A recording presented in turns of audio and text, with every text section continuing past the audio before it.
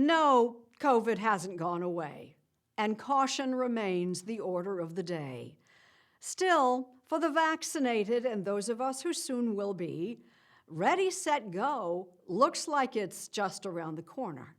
And as Tracy Smith tells us, in the race to book vacations, it's full speed ahead. It seems that if we've learned anything after a year of staying home, it's how much we like to get away.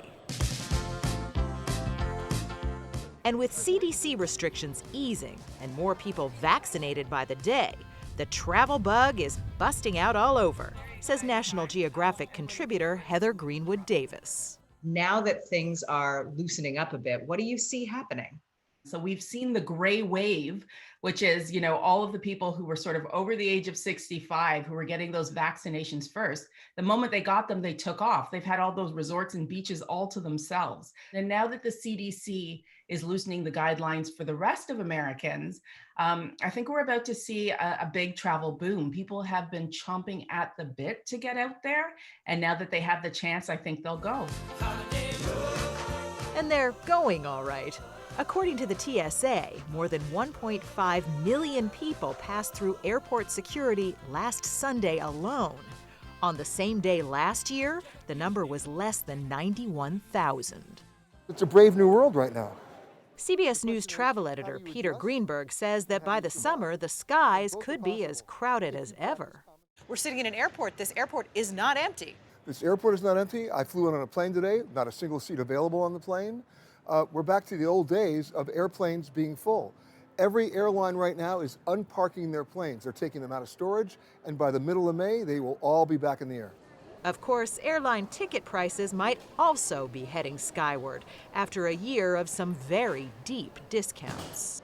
How cheap did airline tickets get? They got to the point of stupid. A month ago, a one-way fare from Los Angeles to New York, nonstop on American, was $90. Today, it's $203. Next week, it'll be $278.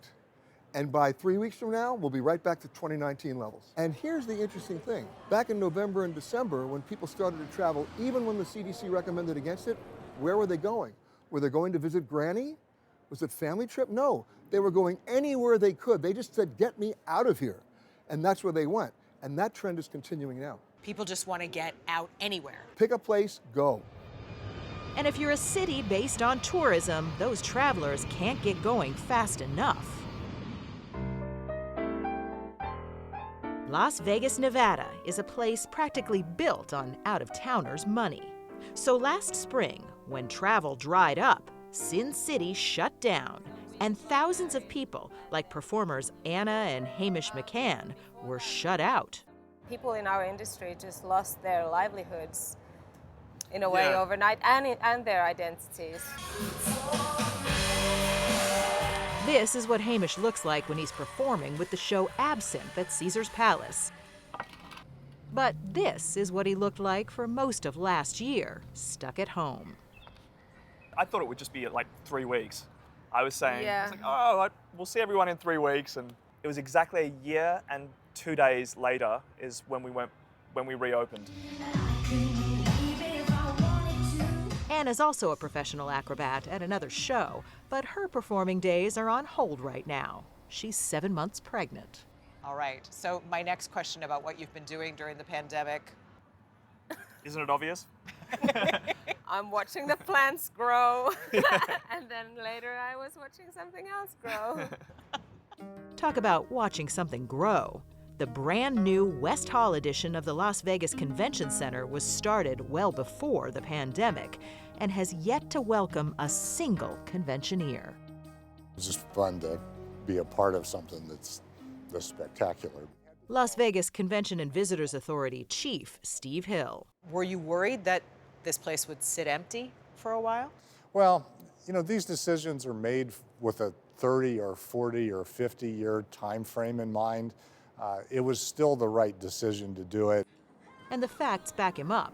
In June, they'll host the first big convention since the shutdown, and they've booked 30 more through the end of the year. Do you think you can come all the way back? Absolutely. Absolutely. You might not know Billy Vasiliadis, but you definitely know the slogan he and his team at the ad agency R&R Partners came up with.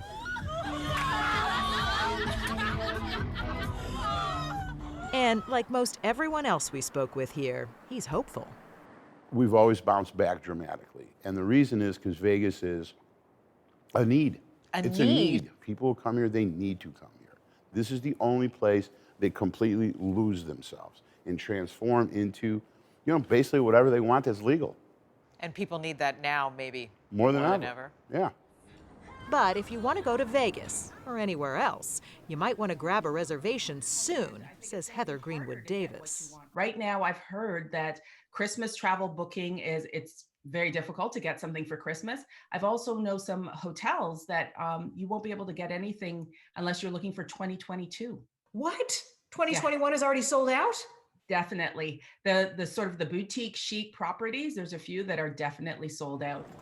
She also says that if living well really is the best revenge, then that might be reason enough for some people to pack up and hit the road with a vengeance. What's revenge travel?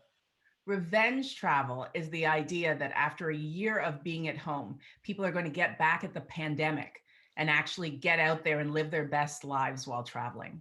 That's great. So it's kind of like, take that pandemic, I'm getting out. Exactly right. So they're going as far away as they can. They're doing the things they've always dreamed of. And the idea is we are going to live our best lives. We've seen how close we came to losing the opportunity to get out there. And so we're not going to let it pass us by again.